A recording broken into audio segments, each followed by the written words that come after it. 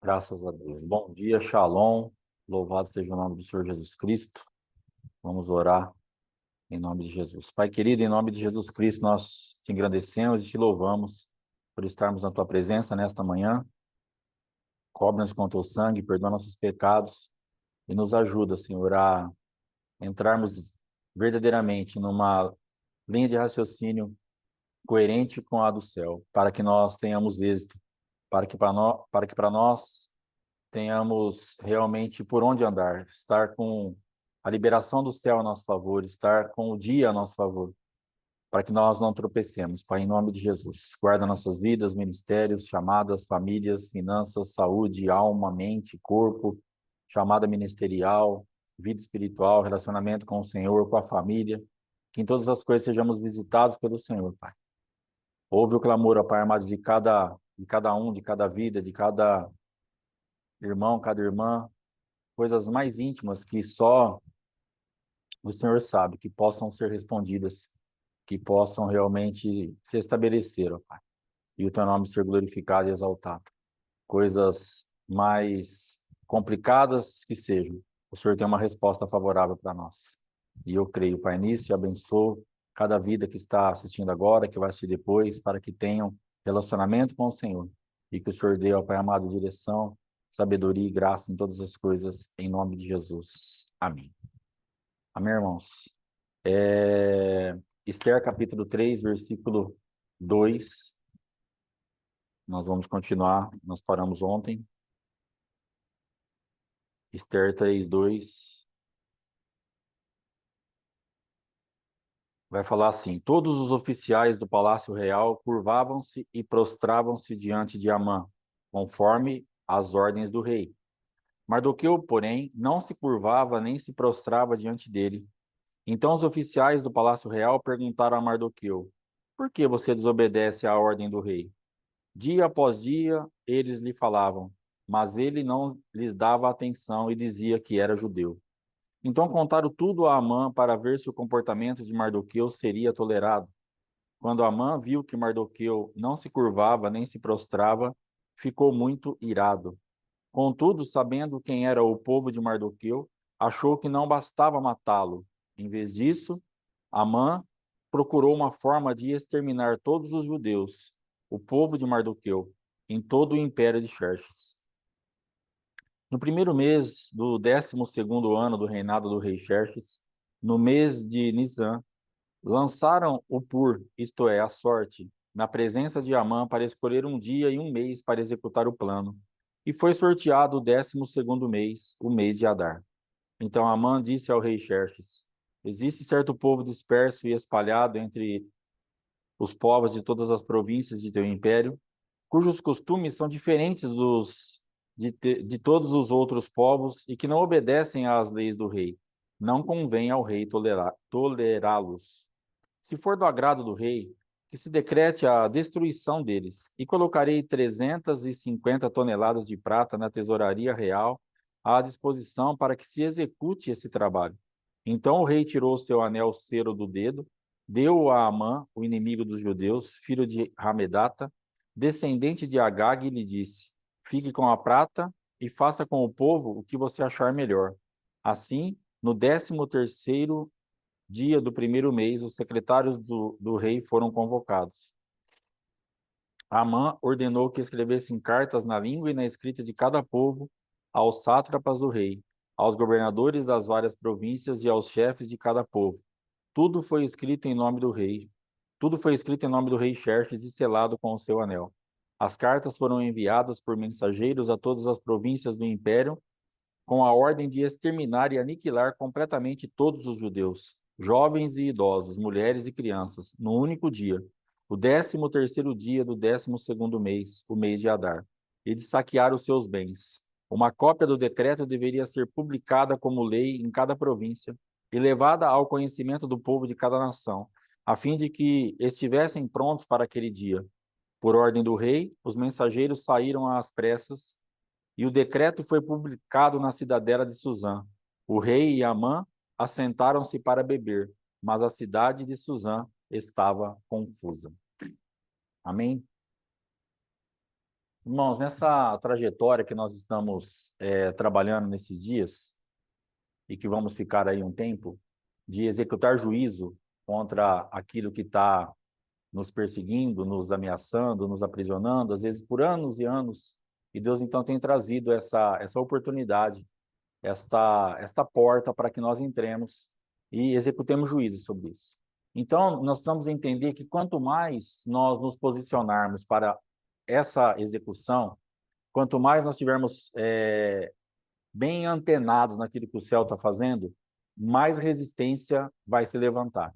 E aí pode se estabelecer uma confusão na minha vida e na sua vida, no sentido de quanto mais eu busco, quanto mais eu me posiciono, quanto mais eu me exponho a Deus, quanto mais eu tenho intimidade, quanto mais eu oro, quanto mais eu faço as coisas de acordo com aquilo que Deus espera que eu faça, que eu me exponha, que a minha liderança está pedindo, parece que a guerra aumenta mais ainda. Não é que parece, aumenta. Porque, logicamente, nós estamos mexendo com o mundo espiritual. E se você está meio quietinho num cantinho lá, amuado, meio que já abandonando tudo, o diabo tá bom. Mas se você começa a se posicionar, ele precisa, logicamente, se levantar para te confrontar, para te afrontar, para te atacar no nível que você está se levantando.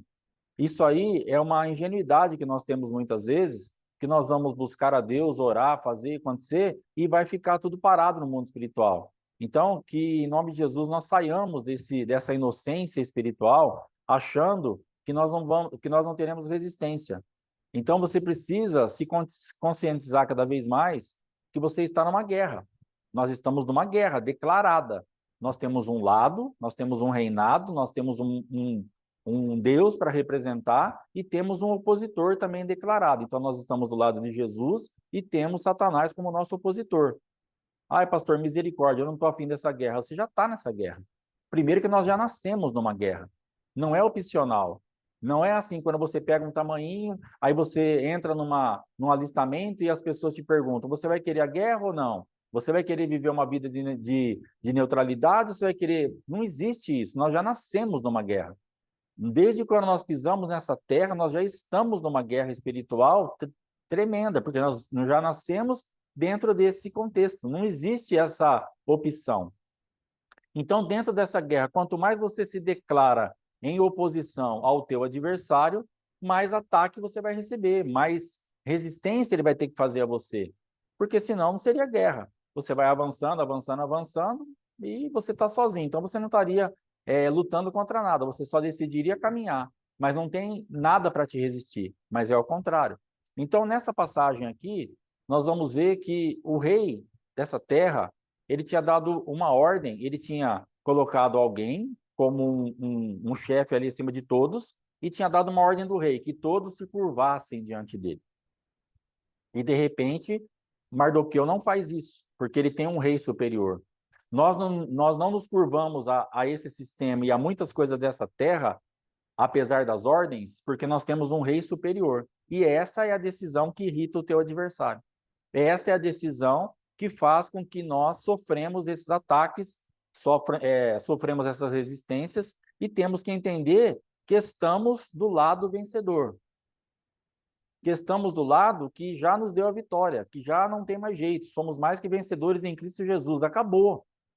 Agora nós vamos ter que lutar, nós vamos ter que guerrear. Essa daí é a nossa parte da história para que nós executemos juízos contra os nossos adversários. Então, essa manifestação que teve contra a vida de Mardoqueu é exatamente a mesma coisa que se levantou na vida de Sadraque, Mesaque e Abednego. Se você for ler lá em Daniel, o que aconteceu? Tocavam a harpa, tocou lá os instrumentos, e era para todo mundo se curvar diante da grande estátua de Nabucodonosor. Só que os caras ficaram quietos. E, de repente, vão comunicar a Nabucodonosor. E Nabucodonosor, então, chama esses caras para perto e fala, é verdade que eu tenho ouvido de vocês? Que vocês... Aí ele pergunta e eles falam, é verdade. Aí Nabucodonosor vai tentar uma última pressão, vai soltar uma última frequência. E ele fala, vai tocar de novo o saltério, a harpa, lá, vocês têm a última chance. Se não, fornalha 7 vezes aquecida, 7 vezes mais aquecida. E solta a frequência. E aqueles homens então falam, olha, pode fazer o que o senhor quiser, mas nós não vamos nos prostrar. E é soltada a frequência, porque a música é uma frequência, ela abala, ela veio para trazer, não era uma música qualquer, mas era uma frequência do inferno para trazer medo, para que as pessoas se prostrassem. Então você precisa entender que dentro da sua decisão, e eu dentro da minha decisão, nós vamos ser chamados para uma conversa muito íntima com os nossos adversários. Você está se posicionando agora para executar juízo e a coisa vai dar uma estreitada e você vai se ver num lugar, num ambiente onde você vai ver o adversário face a face. E a intensidade da frequência vai aumentar. Para quê? Para trazer medo. Talvez você esteja passando por esses dias uma atmosfera de medo. Uma atmosfera que você olha e você fala assim, nossa, mas está uma pressão, tá, mas não é que parece, está uma pressão.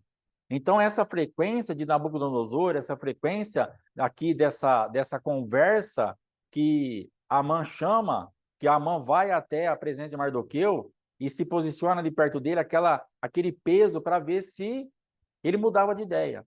Mas se você resistir, você vai sofrer. Pastor, não dá para resistir e não sofrer? Não dá. Você vai resistir e vai sofrer. Porque sofre.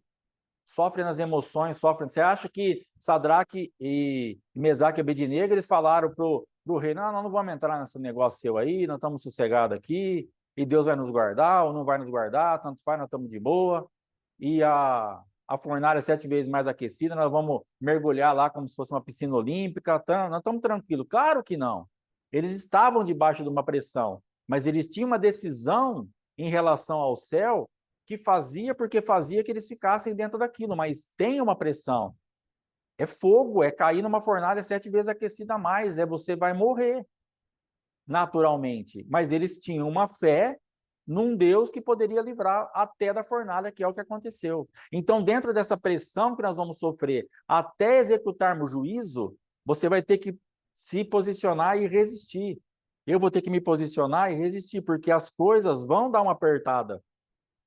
Mas vamos pegar essas passagens, esses homens de Deus que foram até o final do processo e venceram isso, executaram o juízo. Então, quando eles entram na fornalha, quando eles são lançados na fornalha, os homens que lançaram ele, que estão lá fora, morreram, e eles lá dentro passeavam no fogo.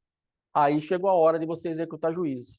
Chegou a hora de você ter o quarto homem na fornalha, aonde chega primeiro que você e já dá ordem para o fogo. Não toca neles. Vão cair uns parceiros meus aí. Não rela neles. Você tem que entender que Jesus, ele comanda o fogo. Jesus, ele comanda a morte. Jesus, ele comanda tudo. Se você tiver encaixado com ele, você pode até cair lá na fornalha, mas o fogo não vai te pegar. Essa é a promessa, esse é o livramento.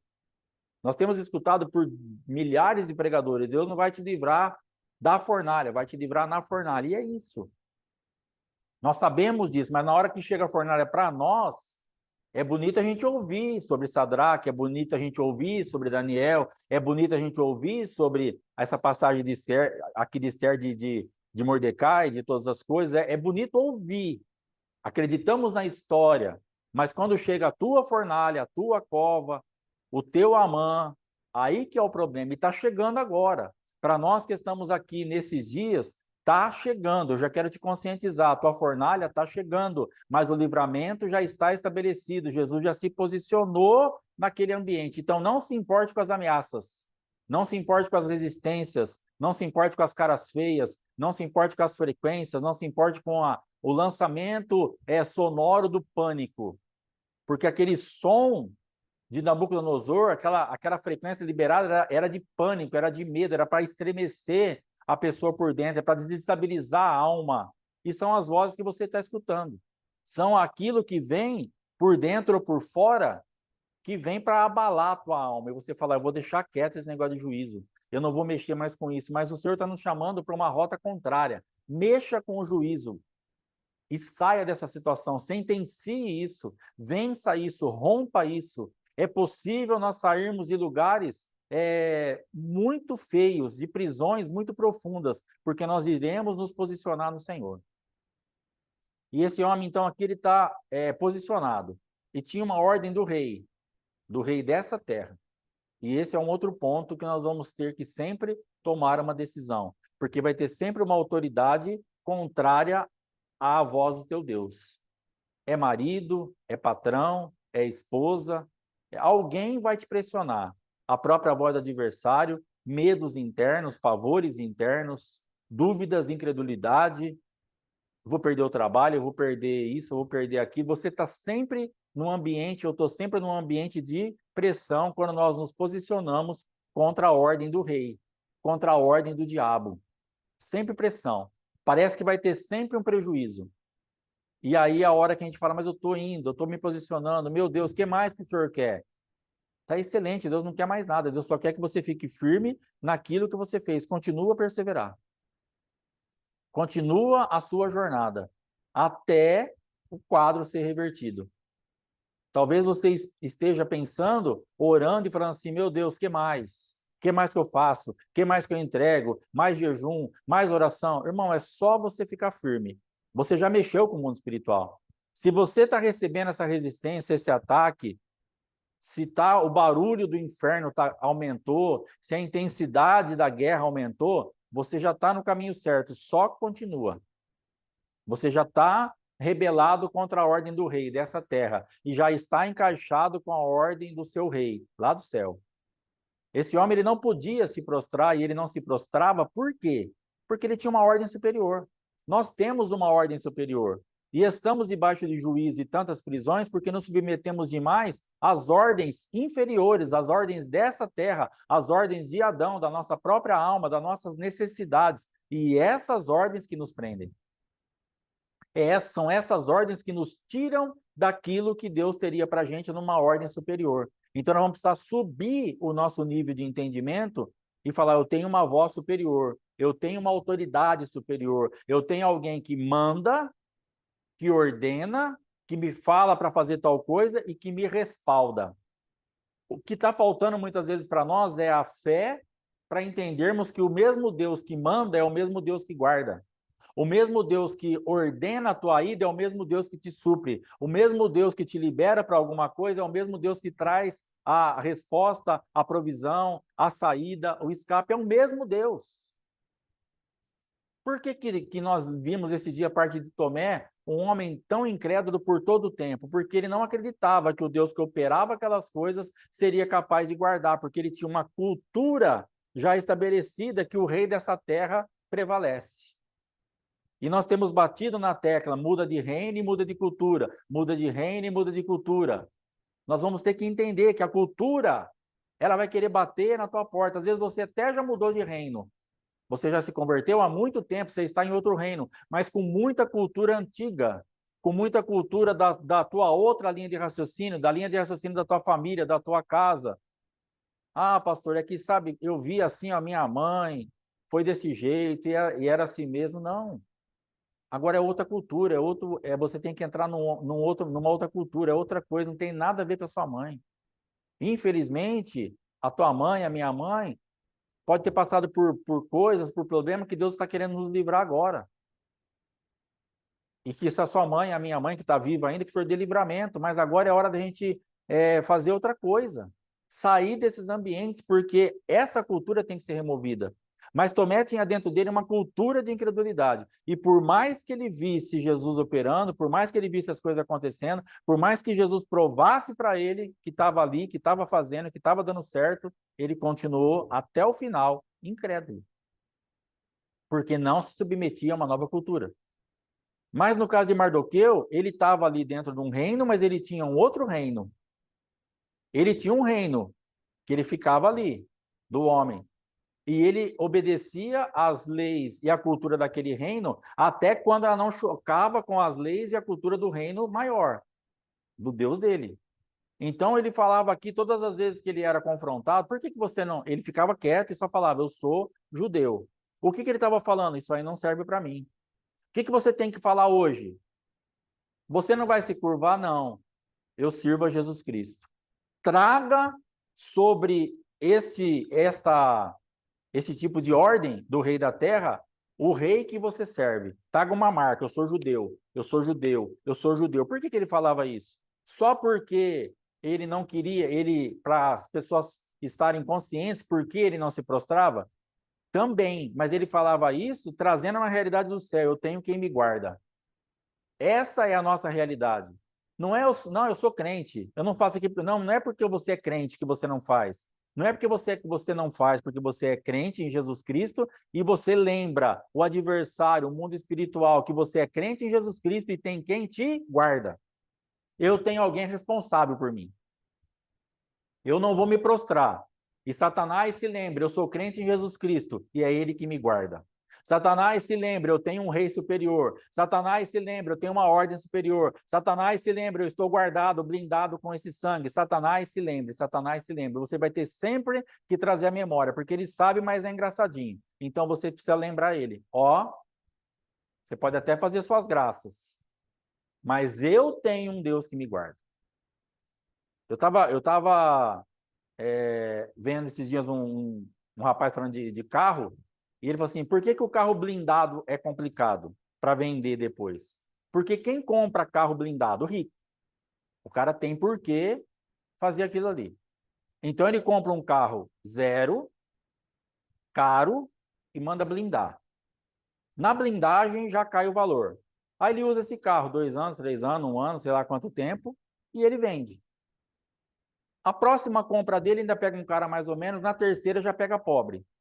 Para que pobre quer carro blindado? Ah, porque vai pegar um assalto e não matar. Tá, mas por que o carro blindado o rico quer? Porque ele é alvo. Ele sai de casa, os caras sabem, o ladrão sabe que ele é rico, vai atrás para sequestrar, para roubar, para fazer, então ele precisa de um carro blindado. Então por que que nós precisamos de uma blindagem? Porque nós somos ricos. E o que que nos blinda? O sangue de Jesus Cristo.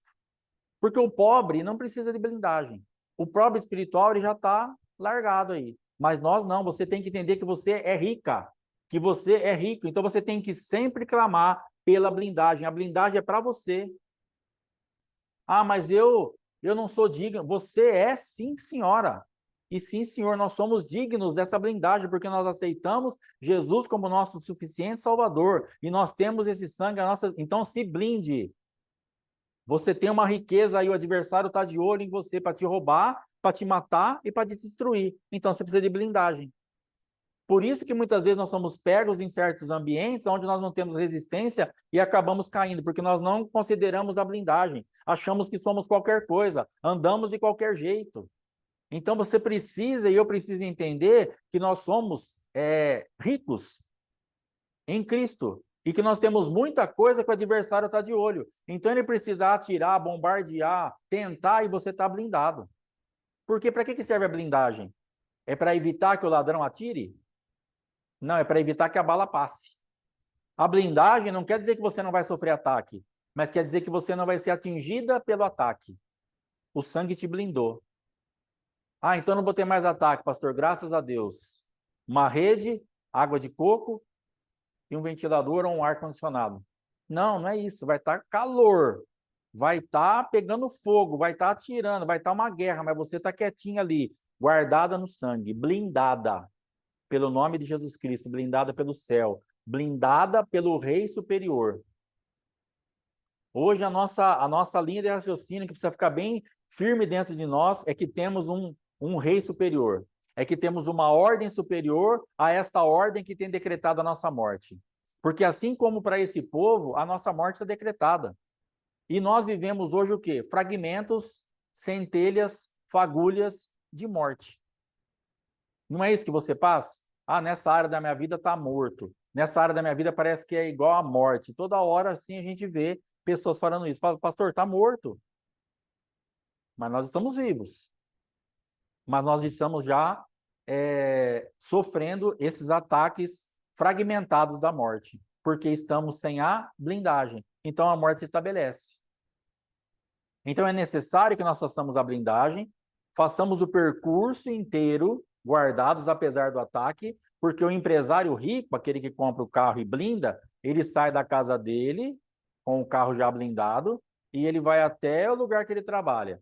Nesse percurso, se ele sofrer um ataque, se ele sofrer tiro, se ele sofrer qualquer coisa, ele fica lá dentro, até vir a polícia. Então, o que nós temos que fazer? Pega o sangue e se blinda.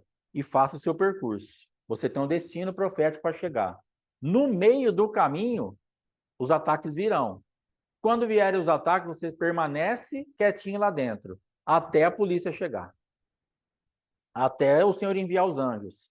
Até vir o livramento, para você continuar a tua jornada, até chegar no teu ponto. Você tem um endereço para chegar, e esse endereço é o lugar que você vai se estabelecer, e o juízo, então, foi executado, e você está livre daquele tipo de perseguição, daquele tipo de guerra que você sofreu e que eu sofri por um monte de tempo. Então, é para isso que o Senhor tem nos chamado. Para mudar ambientes espirituais, para mudar relacionamentos, para mudar a situação financeira, mental, da alma, desânimo, abatimento. Não sei em que área você precisa executar juízo, mas é um leque de opções enorme que está disponível para nós. Jesus é totalmente eclético, ele está liberado para fazer o que nós precisarmos em qualquer âmbito, em qualquer aspecto. Não tem um campo de limitação. Não, aqui parou. Jesus pode operar até aqui? Não, Jesus pode operar na totalidade. Chegamos num ponto de estagnação agora. Não, não existe ponto de estagnação para Jesus Cristo. Aonde você se enrolou, ele vai te buscar lá. Aonde está doendo, ele vai curar esse ponto. Aonde nós estamos com problema, ele conhece isso, ele sabe, ele venceu, ele transformou esse ambiente. Então você está blindado para isso, para continuar a jornada até o final em segurança, apesar do ataque, e chegar no ponto que ele colocou e reverter esse quadro de morte em vida, de reverter esse quadro de fracasso em sucesso. Vai chegar um ponto que você vai olhar e falar, cara, não tinha mais expectativa nenhuma de que isso acontecesse. Eu já achava que eu nunca mais ia sorrir de verdade, que ia ser sempre aquele sorriso falso. Irmãos, tem gente que a gente vê, infelizmente, a pessoa está sorrindo, mas ela não está conseguindo mais sorrir. A pessoa está, às vezes, gargalhando, mas por dentro ela está num pranto contínuo, ela está em desespero, ela está em fel de amargura. Por quê? Porque ela está debaixo de uma coisa que ela precisa romper. E é nisso que nós vamos bater até nós sairmos, até nós executarmos juízo, porque você precisa sorrir de verdade. E se nós acreditarmos nisso, se nós entrarmos nessa temporada com fé, removendo as culturas antigas, estabelecendo as culturas novas, dentro do reino que tem um rei superior, você vai sorrir de verdade. Pastor, eu não tenho mais expectativa de sorrir. Você vai sorrir de verdade. Eu te abençoo para que você sorria de verdade, para que você respire de verdade, para que você durma de verdade, para que você acorde de verdade, para que você saia dessa vida plastificada, artificial, robótica, dentro dessa coisa mecânica que só funciona porque tem que funcionar. Eu tenho que levantar, eu tenho que deitar, eu tenho que comer, eu tenho, sempre é pressão, sempre no eu tenho, sempre não, você vai viver no propósito. Eu vou levantar porque eu tenho motivo para levantar. Eu vou deitar porque é hora de eu deitar. Eu vou comer porque é hora de eu comer. Eu vou sorrir porque é hora de eu sorrir. Eu vou fazer o que eu tiver que fazer porque é hora de eu fazer. E acabou. Porque você vai entrar nesse ambiente. Eu ia falar e travei, mas eu vou falar. Acho que só tem adulto aqui, aleluia. Eu vou fazer amor porque agora eu tenho que fazer amor. Pessoas que não conseguem mais se relacionar sexualmente, não existe mais vida sexual. Você vai voltar a praticar a sua vida sexual em nome de Jesus. Mas fazer isso não na obrigação que você faz agora, não na marra que você faz agora, para quem ainda faz. Porque tem um monte de gente que já não faz mais nada.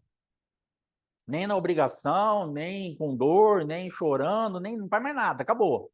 Mas em nome de Jesus, nós vamos decretar juízo sobre isso, sabe por quê? Porque você precisa disso. Teu casamento precisa disso.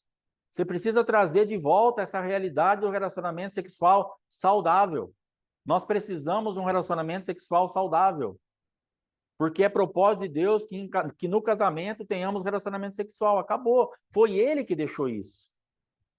Se ele tivesse deixado, ó, só vai se relacionar quando for para ter um bebezinho e não vai sentir nada, não vai ter prazer nenhum, só serve para isso. Beleza, mas ele não deixou o sexo para isso. Agora, o Satanás, a outra cultura, o rei dessa terra veio e emporcalhou tudo o sexo. Aí nós paramos ou saímos ou nos não queremos mais ou sei lá o quê, porque olha o que está acontecendo. mas não é esse o padrão para você. Ah, mas o meu marido quer isso, mas a minha esposa quer isso. Então você vai orar, repreender esse monte de demônio aí, limpar o teu leito, tirar todo esse corpo residual, se arrepender dos adultérios, das vidas promíscuas que você levou, e vai limpar o teu leito e vai fazer um sexo santificado na presença de Deus. Sexo. Ai, meu Deus, Senhor, meu Deus. Que vergonha, pastor. Vergonha do quê? É para fazer sexo, gente. É para se relacionar sexualmente, você e seu marido, você e sua esposa. É para colocar os negocinhos para funcionar. Deus fez para isso. Mas fica uma coisa, um negócio que parece que não é nada, uma coisa simples. É igual tomar banho, igual almoçar, igual jantar, vai se relacionar sexualmente, acabou. Mas tem que ser quebrada essa cultura diabólica, essa cultura humana. E é tanta hipocrisia nessa área, que às vezes a gente vê certas falas de pessoas mais antigas, né? Não, porque cuidado, o sexo é isso, o sexo é aquilo, isso aí não é para. Só que aí depois você rastreia a vida do cidadão ou da cidadã que dava um sermão que o sexo era só para procriação, que não tem, que não pode ter prazer, que não. Aí a vida da pessoa era daquele modelo. Mas era a voz do capeta falando, era a voz do rei dessa terra. Então nós vamos precisar destravar tudo isso, nós vamos fazer uma faxina.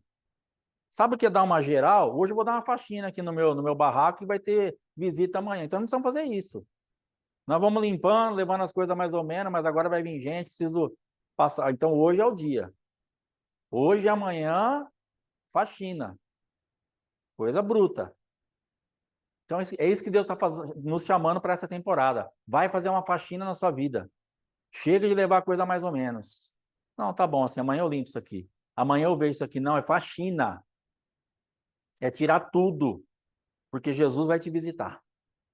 Se para mim é importante que eu receba bem as minhas visitas e tenha um ambiente o mais limpo, o mais saudável possível, imagina para o Senhor teu Deus. O quão importante é você receber num lugar saudável. Jesus é incompatível com bagunça, com sujeira, com coisa que não dá certo. Por isso ele quer que nós executemos juízo. Por isso ele quer chegar num ambiente e falar: filho, filha, que coisa bem feita. Que excelência. Que coisa bem elaborada. E é isso que Deus está nos chamando para fazer.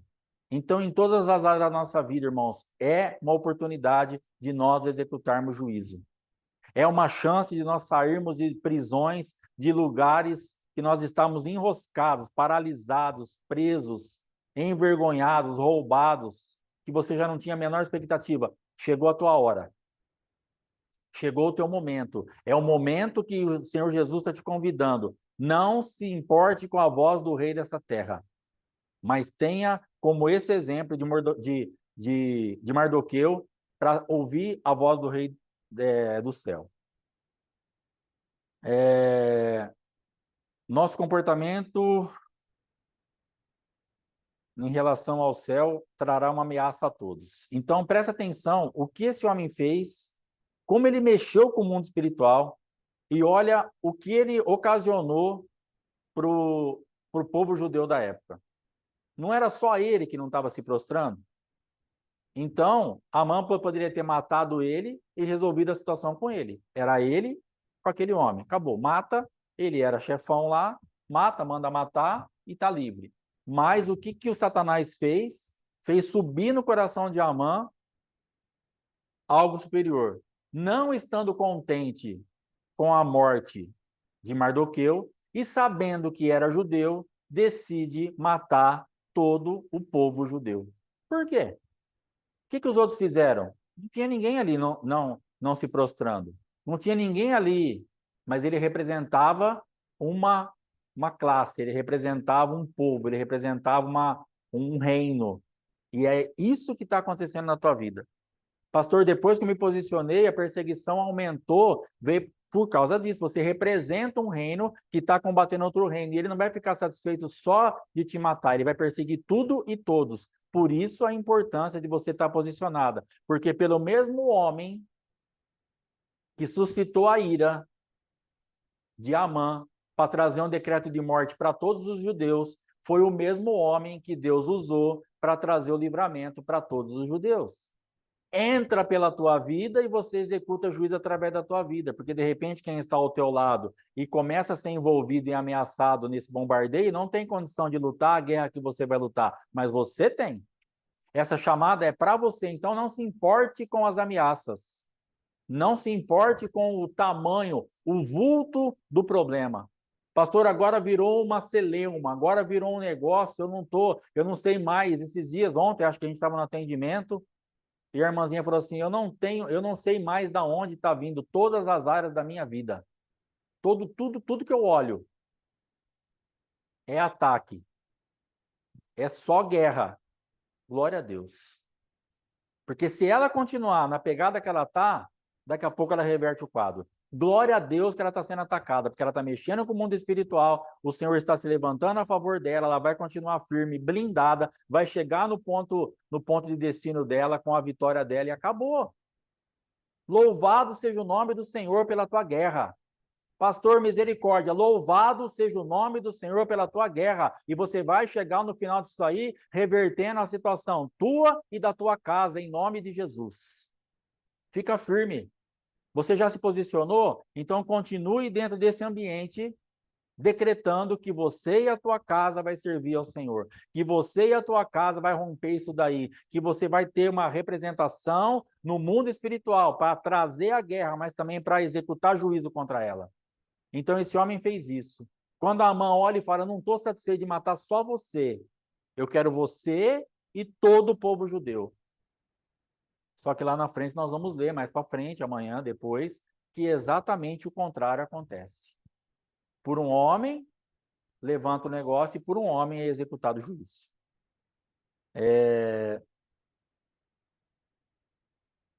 Povo, eu marco as coisas, sou péssimo para isso, gente. Como eu sou ruim para esse negócio. Nem eu sei o que eu estou lendo, não estou entendendo mais nada. Meu Deus, eu não sirvo para isso aqui, não. Um povo diferente que será caçado. Então é isso que eu estava falando. Aí depois tem lá, se você vai ver, que Amã, quando ele chega na presença do rei, que nós vemos lá, ele oferece 340 toneladas de prata para financiar o projeto. Ele tinha uma coisa muito bem armada. Ele tinha uma coisa já muito bem arquitetada. Entenda que o adversário que está se levantando contra nós, ele não está vindo de qualquer jeito. Ele tem o suficiente realmente para fazer o projeto acontecer. Ele não está brincando. Ele não está com bala de festim. Pastor, mas agora eu estou mais assustado ainda. Não assuste. Porque você precisa ser conscientizado que o teu adversário é adversário mesmo. Chega desse negócio de a gente ficar na igreja ouvindo que nós somos mais que vencedores em Cristo Jesus de qualquer jeito. Nós somos mais que vencedores em Cristo Jesus posicionados na guerra. Porque a igreja muitas vezes nos tirou da guerra e nos deixou à deriva. Por isso sofremos tantas baixas. Por isso andamos num ambiente onde tivemos tanto prejuízo acumulado ao longo da caminhada dentro da igreja, na presença de Jesus. Não entendo, cara, está indo tudo embora. Minha emoção foi embora, meu sentimento foi embora, minha alma está arrebentada, minha finança foi embora, minha saúde foi embora, minha vida espiritual está abalada, está tudo embora, que é o que eu estava lá. Por decisões, por resistências, por coração duro, sim, mas também por muito ensino errado, por muita falta de posicionamento, muitas vezes, da minha parte, e também por muito ensino errado, que fica com uma lenga-lenga, que fica querendo maquiar ou encapar as coisas. Vamos fazer a coisa acontecer, vamos fazer a coisa andar. O importante é que abre a porta, a igreja lota, vem gente, entra dinheiro, dá glória, e vai morrendo aí, morre 10, vem 20. Tem problema. Esse é o sistema. Isso é o que se levanta para fazer a coisa funcionar. Agora, nós não precisamos fazer as coisas funcionarem. Nós precisamos fazer a coisa trazer uma solução. Você tem que ter uma vida cristã saudável. Irmãos, é preocupante, vergonhoso e vexatório quanta gente doente na igreja. Doente não só fisicamente, mas doente na alma, doente na mente, doente em tudo. Não é isso que Deus tem para nós. Pessoas arrastadas, que elas já sabem que é Jesus. Essas pessoas, muitas delas não vão se desviar. Elas vão continuar. Tanto é que nós estamos aqui. Quantos de nós pensamos? Quantos de nós passamos? Aí você olha e fala assim, cara, o que eu vou fazer? Eu nunca pensei em desviar, mas eu ficava pensando, para onde eu vou? O que eu vou fazer da minha vida? O que você ia fazer da sua vida? Você já sabe que é ele. Tudo se tornou agora sem sentido. Só que você não consegue caminhar aqui, aí você cai numa vala. Aí você fica preso num ambiente. Você nem está lá, nem está aqui, não tem identidade, não sabe quem você é no mundo, não sabe quem você é em Cristo. E nós temos aí uma igreja doente, muita gente doente, que graças a Deus está se posicionando para ser curada. E é isso que vai acontecer. É exatamente isso que nós precisamos sair desse tempo de juízo, sair saudável. Pastor, a minha alma está saudável, meu corpo físico está saudável, a minha mente está saudável, a minha fala é saudável, meu ouvido é saudável, minha finança é saudável, minha vida espiritual é saudável. É nesse lugar que o Senhor quer nos transitar. Porque senão nós caímos num ambiente onde as coisas funcionam. Mas funciona a que preço? A que custo? Quanto de prejuízo estamos acumulando? E, na verdade, é uma casca. Está funcionando, mas não está funcionando. Está indo. Vamos lá. Então, chega lá o marido, a esposa, os filhos na igreja, você olha. Tem umas pessoas, irmãos, que misericórdia. Se você visitar a casa dela, se você olhar a tua casa agora, isso aí não pode ser mais, não. Você tem que executar juízo sobre isso. Eu fui na casa de um casal uma vez que de verdade, eu escandalizei. Que você via os caras no culto, parecia sei lá o quê. Mulher usava uns vestidão longo, o cara sempre de terno, barbeado, bem penteadinho. Aí um dia chamaram a gente para ir lá, não sei nem fazer o quê. Vontade de sair correndo foi grande. Você só fica porque Jesus dá graça. Sem exagero. Tinha um sofá, que acho que deve ter sido da tataravó dele ou dela, tudo afundado e rasgado assim, ó.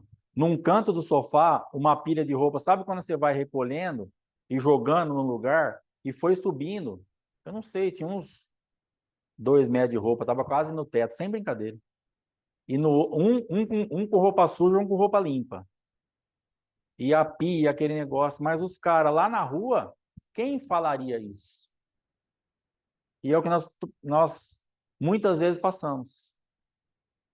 A pessoa olha para você na rua, na igreja, no trabalho, você rindo, brincando, conversando, jamais imagina como está a tua casa. Não a tua casa física só, mas a tua casa espiritual. Como você está por dentro?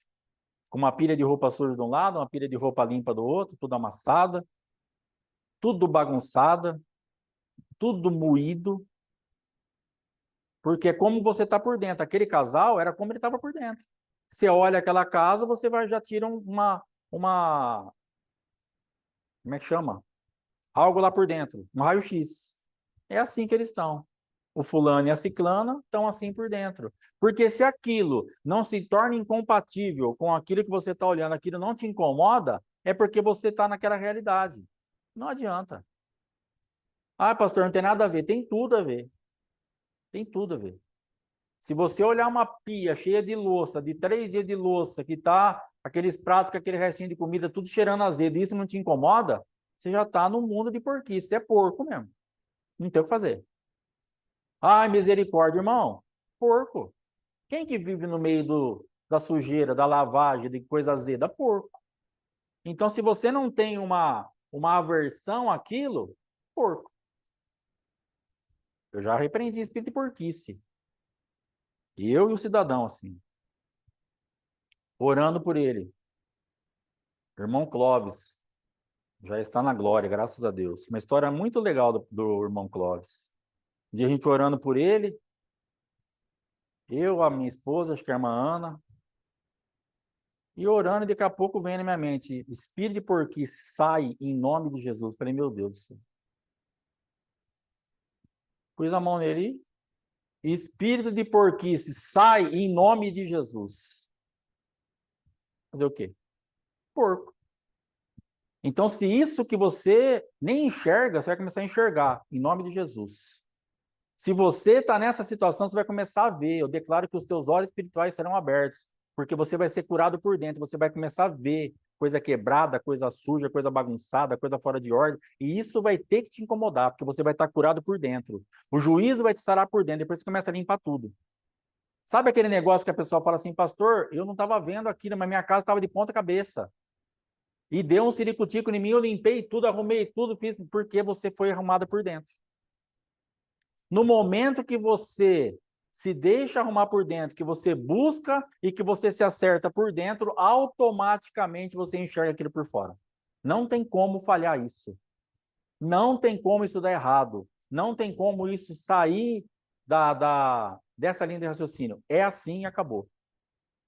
Aí tem pessoas que extrapolam, que estão num lugar, mas eu estou falando assim, uma coisa normal, de uma limpeza, uma organização. Irmãos, nós não podemos ser compatíveis com isso. Então, para executar juízo, para entrar num ambiente de mudar a tua vida, você vai ter que se deixar tratar por Deus. E esse homem, ele teve assim uma guerra muito grande em todas as áreas, mas ele estabeleceu uma vitória muito grande em todas as áreas. Ele estava ali. E você está mexendo com o mundo espiritual. Você está aqui, você levantou cedo hoje, entrou aqui, daqui a pouco você vai trabalhar, vai fazer suas coisas aí, mas você está mexendo com o mundo espiritual. E ele vai colocar você em ordem por dentro. E depois todas as coisas vão ter que respeitar isso que está acontecendo por dentro. Quanta coisa já mudou na tua vida por fora que você não via e você está vendo agora? Quantas coisas que você falava assim, cara, para mim estava tão normal, mas agora eu vi. Por que que agora você viu? Porque agora você viu por dentro. Por que que agora você viu? Porque o que te reinava dessa terra, agora quem está te reinando do céu, abre os teus olhos e você vê, opa, não quero mais ser reinado. Esse tipo de situação não serve mais para mim. E são em todas as áreas. O que você assiste, as conversas que você tem, as brincadeiras que você entra, os prazeres que você tem em certas situações, tudo está aí dentro. Jesus vai visitando e daqui a pouco você fala, opa, não quero mais fazer parte disso. Eu não quero mais ouvir esse tipo de piadinha, esse tipo de malícia, esse tipo de brincadeira. Você vai executando juízo. Você vai executando juízo. Você vai saindo de ambientes. Acabou. Então, aquele perfume daquela companheira ou daquele companheiro de trabalho que você não vê a hora de amanhecer o dia para você sentir, porque aquilo te traz, é porque você já está com o pezinho no adultério. Vai começando. É o perfume do fulano. Ai, se meu marido cheirasse assim. Ah, se ele fizesse tal coisa. É o perfume da fulana. Ai, se a minha esposa cheirasse desse jeito. Dá um perfume para ela. Não precisa ser o mesmo. Ora esses demônios primeiro, que você está sentindo o perfume da outra e gostando, e dá um perfume para tua esposa. Entendeu? Mas você não quer isso, porque você não está nem enxergando isso, você só está se deliciando no perfume da outra. E se você tiver uma oportunidade, você vai cheirar isso mais de perto. Então é disso que Deus está falando. Para nos limpar desse ambiente, parar de ficar cegado dentro do lugar que a gente pode ver tudo. Lá no cego de nascença, lá no finalzinho, João 9, lá no finalzinho, os caras falam assim, Jesus já está trocando ideia com o ex-cego ali, que o ex-cego já foi aprovado, já passou ali para aqueles negócios, e os caras falam para ele assim, o senhor está falando que nós somos cegos? Eu assim, não, cara, não. Antes vocês fossem cegos, aí seria fácil. Se vocês fossem cegos, eu ia fazer exatamente o que eu fiz com esse. Aí para mim ficaria fácil. Mas porque vocês enxergam, esse é o problema. Porque vocês enxergam distorcido e não querem enxergar de acordo com aquilo que eu enxergo. Vocês já enxergam de acordo com o rei dessa terra e vocês acham que vocês enxergam tudo e não precisam de mim. Aí está estabelecido o teu problema. É porque você enxerga, não é porque você está cego. Porque senão seria fácil. Porque Jesus, ele era meio doidão, né? Para ele era fácil. Ele chega lá para o paralítico e fala, perdoados estão os teus pecados. Aí os caras começam, quem é esse para falar, perdoados estão os teus pecados? Ele pensa que ele é o quê? Aí ele fala o quê? O que é mais fácil? O que é mais fácil? Dizer, estão perdoados os teus pecados ou levanta e anda? Para mim, eu falaria o que é mais difícil. Ou o que é mais difícil? Eu ter fé para que os pecados dele sejam perdoados ou eu ter fé para falar levanta e anda? Para mim. Mas para ele é fácil. Por quê? Para ele está feito. Então, para Jesus, o cego é fácil. O problema é quem enxerga distorcido e não quer aceitar a visão do céu. Aí é complicado. Aí já não é mais fácil. Então Jesus estava falando ali para aqueles caras, ó, para mim é fácil perdoar pecados e para mim é fácil dizer levanta e anda. Mas que para que eu torne o abstrato impalpável, levanta e anda. Aí o cara levanta. Aí eles tiveram que crer que também ele tinha poder para perdoar pecado.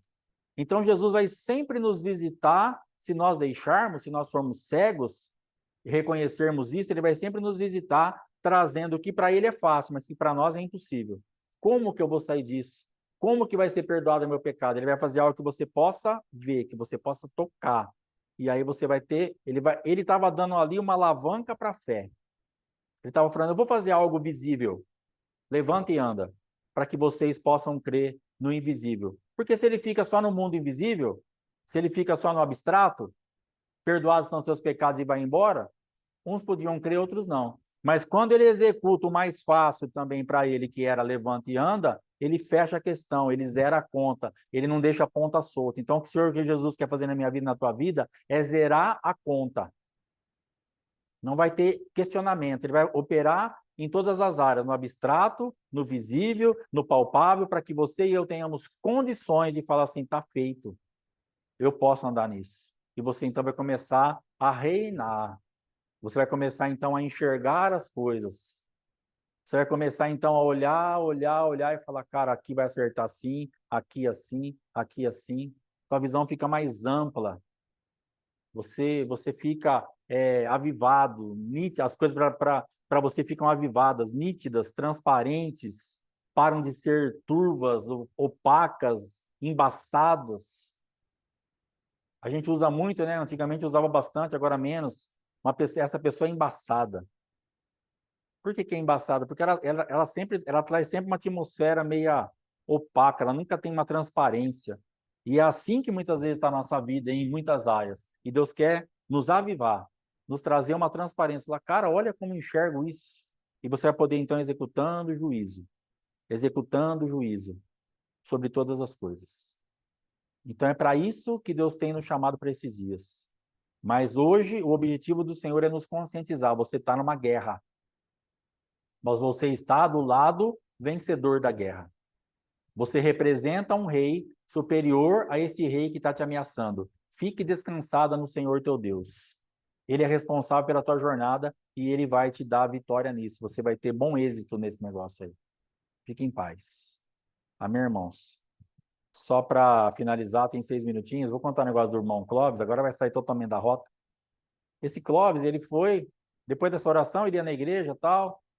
Aí eu estava quebrado, moído, arrebentado daquele jeito, e esse cara ia descalço na igreja. E ele calçava mais ou menos, que nem eu, 44, 45, sei lá. Eu olhei no pé daquele homem, falei, meu Deus do céu. E eu quebrado daquele jeito, mas eu tinha um sapato novo, um sapato bom. Eu levei o sapato e dei para ele. Falei, Clóvis, sapato aqui, ó. Não podia fazer aquilo não, mas eu fiz. Na parte de finança eu não podia fazer. Mas dei o sapato para ele. Ele foi mais um ou dois cultos com o sapato, daqui a pouco aparece descalço. Falei, ô meu querido, cadê o sapato? E ele morava meio na rua, meio na mãe dele, meio perdido. Roubaram, ele vendeu para beber, sei lá que rolo que era. Sei que o sapato sumiu. Mas ele continuou indo na igreja.